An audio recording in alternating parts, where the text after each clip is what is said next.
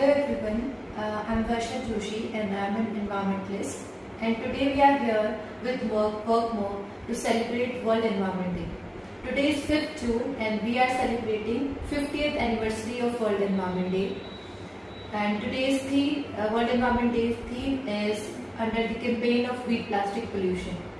Plastic, a term which is a very common term for us, but it is creating so much pollution to the world. Globally we are producing 40 million tons of plastic, and half of the plastic is single-use plastic. So we can say that the huge amount of plastic is creating so many problems towards the globe. So today we are here to discuss about the problems and the solutions of plastic, and the pollution which is we are creating, how can we reduce, in which ways we can reduce. So the plastic is very cheap and very durable for the economy, but at the same time it is very harmful for human being and the other environment. It reacts with air, water and soil, and it creates problems.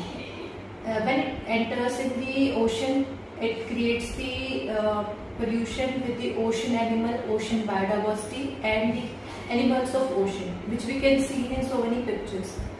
And when it reacts with soil, because it degrades in 50 and 100 and 500 years.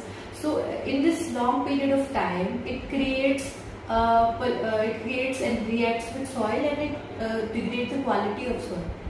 So it will no longer useful for agriculture and other purposes. And when it comes to human health, it reacts with the human body with this word microplastic.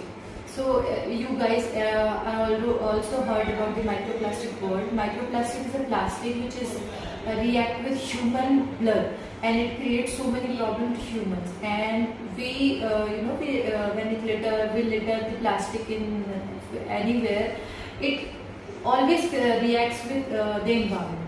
So next time if we are using any single-use plastic or any wrapper or any packed plastic, so we will use it separately and dispose of as it is given norms by the government.